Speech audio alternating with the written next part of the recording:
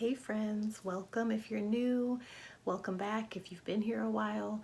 My name is Emily. I am a tutor for ages 4 to 7 in a CC class. I'm going to share with you today what we did for our new grammar. This is for cycle 2, week 9. The first thing we do is geography. I had all the maps already laid out and all our little pirate people laid out with our maps. I took MrsC's advice and tried to do Pirates of the Caribbean. The kids weren't really interested in imagining about that. They were all over the place. I think it's because it's the week of Halloween and there's a lot of sugar in their systems. But anyway, we had a fun time with it. Anyway, so what we did was we used our little pirate people and we moved them around on the different locations. First, we found all the locations and said it 3 times. For some of the locations, we did fun things with our pirates, like in Jamaica, we jumped. J for Jamaica, J for jump. In the Dominican Republic, we danced for the letter D. I don't know, you can have fun with it.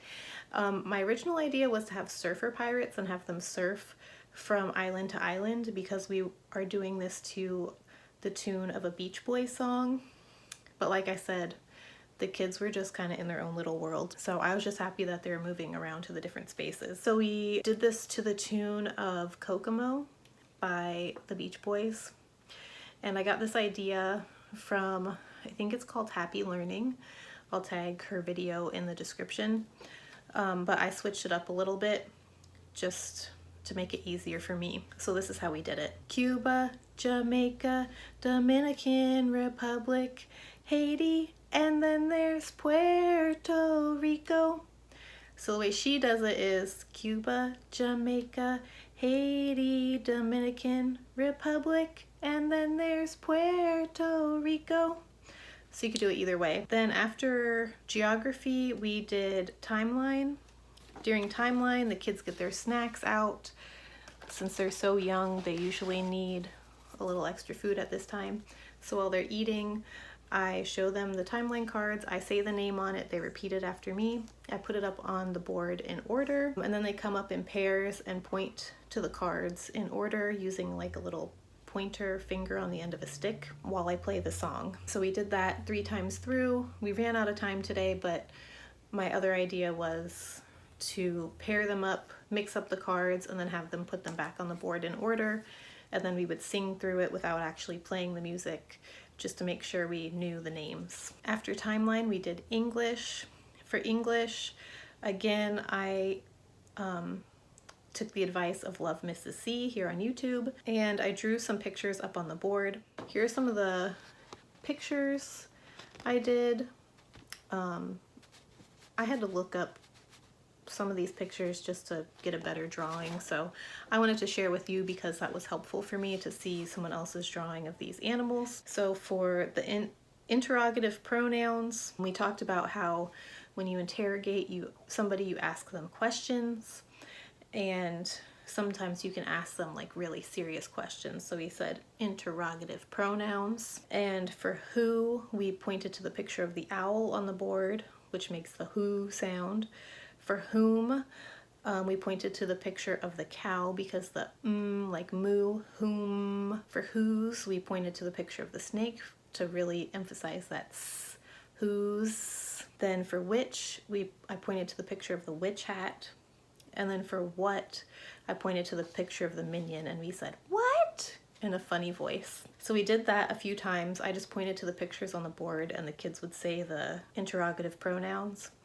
And then we sang our chicken dance song through once, all the way through, and we added in the interrogative pronouns. So I will link the full song in the description to some of the other accounts that I follow that have made the chicken dance song. For math, we used our printable that I got from CC Connected.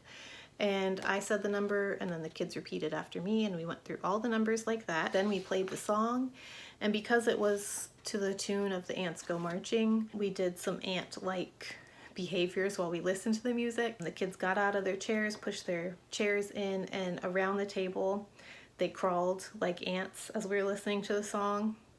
And then the next time through they walked on all fours, so like their hands and feet on the ground, but their bodies up in the air. And then the last time we marched around. For Latin, we used our last Latin cue card. This is pluperfect tense, which is supposed to be like a blue perfect sky, which has air in it, so then you can remember airum, because air is in the sky. Then I went over the pronunciations on the board. I pronounced the endings and the children repeated after me, and we split it up between singular and plural. And then I handed out little finger puppets, so we have our little monsters here and our little eyeballs here. So when we said the singular endings, when we were listening to the song, we just did our singular finger, and when we were saying the plural endings, we did both, and then we kind of danced to the last few words. For history, I used these printables from Plum Jolly. They're free. I'll link that in my description. First, I said the sentence and showed the pictures and taught the hand motions and had the kids repeat after me. And then after we did that, we listened to the song a few times. Between the 1500s and 1800s, Henry VIII. I used these pictures as references for my hand motions because we do have such a wide age range of kids in the class. I don't want to go like super heavy on the hand motions or even super heavy on American Sign Language, but I am kind of pushing them a little bit from last year where we did a lot less.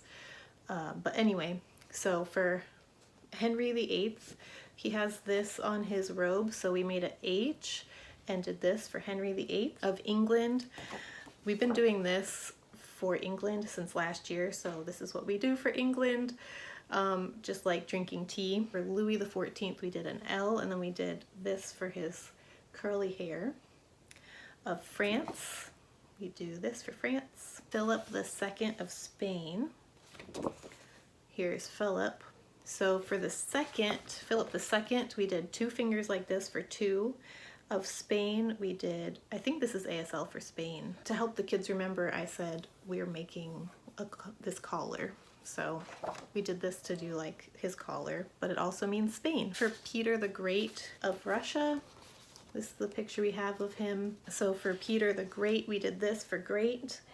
And of Russia, we did this like we were shaving our beards off. He has no beard in this picture, and I believe he made a law where men had to cut their beards off to make Russia more modernized. Frederick the Great of Prussia.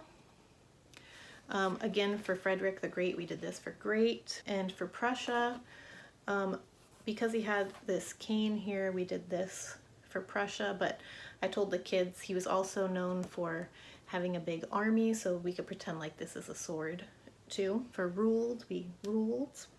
And absolute monarchs, we put our big crowns on. We listened through the song 2 times while we did the hand motions, and then I quizzed the kids on the locations of the monarchs. So I said, where's Henry VIII from? Where's Louis XIV from? And they said it, and they also showed me using the hand motions that we had learned. And the last thing we did was science. I would have liked to have a song for this, but I didn't have time to find one. We just did regular recitation. I did use this Parts of the Sun image that I got from CC Connected. This is under the Scribblers section for this week. So first we went through and said the different parts, and the kids repeated after me. So we have the core, radiative zone, convective zone, sunspots, photosphere, solar flare, and corona. This is what we did for the hand motions.